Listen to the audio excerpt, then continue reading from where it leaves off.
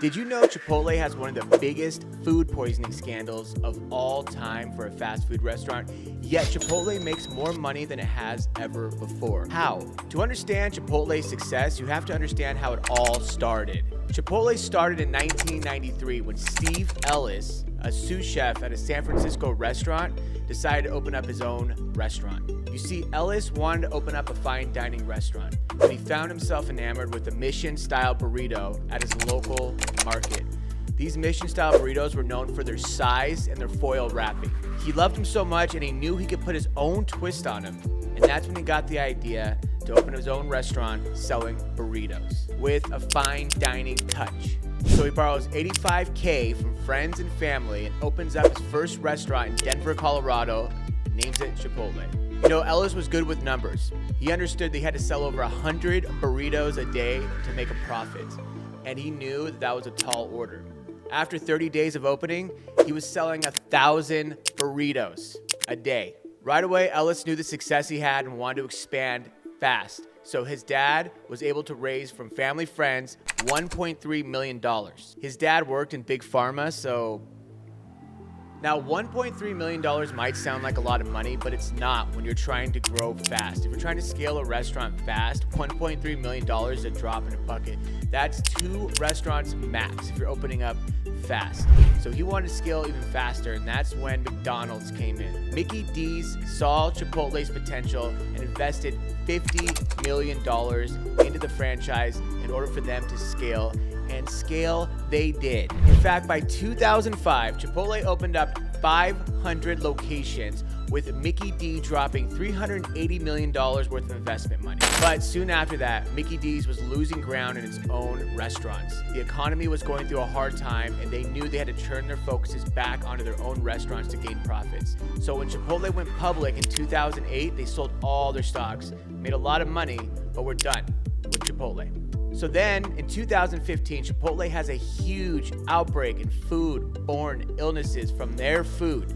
And I mean a lot of outbreaks. We're talking about hundreds of people over a 6-month period from different states all across the country. So what happened? Well, see, it starts with Steve Ellis. Ellis was hell-bent on sourcing food locally and having food fresh. All the Chipotles had no freezers, no microwaves, and no can openers, which means a lot of employees are dealing with a lot of raw food, which is unheard of in fast food environments. At McDonald's, you have frozen food that employees are heating up. It's already cooked, they're putting it in a microwave, putting it on a stove, they're just heating it up. Chipotle, they get the food in raw, never frozen, they cook it there, and then they serve it. That is a lot of steps to go through in order to make sure that there's no foodborne illnesses. And it's not easy when you have over 3,000 locations nationwide. Bottom line is, due to Ellis's commitment to fresh food, the foodborne illnesses got out of hand. There weren't the proper procedures in place to make sure that everything was done right. Even though it's a big deal, that is an easy fix. That's called organization. And in fact, Chipotle closed down all their locations nationwide for one day to go over a training manual on how to properly handle and serve food. And since then, they haven't had any public foodborne illness outbreaks. But that still leaves the question, how is Chipotle making more money than ever at over $800 million in profits? The answer is simple: values and culture. You see, Ellis, at the end of the day, is a fine dining chef. And when McDonald's tried to force his hand from churning his food from fresh, locally sourced products into frozen processed food, Ellis said no. When McDonald's dangled all the money he would be saving, hundreds of millions, if Ellis churned his fresh food into frozen processed food, Ellis still said no.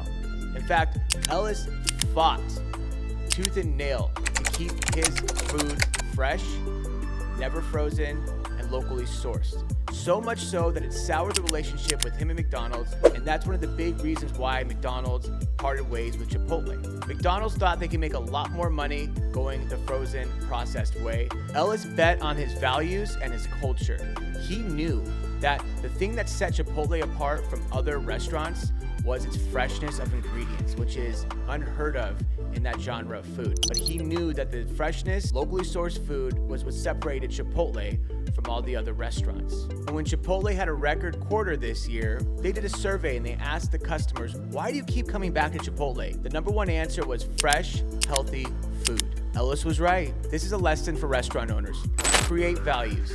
Stick to your values no matter what.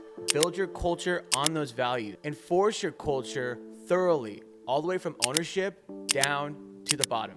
And with that formula, you will have a successful restaurant, even if a billion-dollar corporation like McDonald's tries to tell you otherwise. Anyway, that's all I got.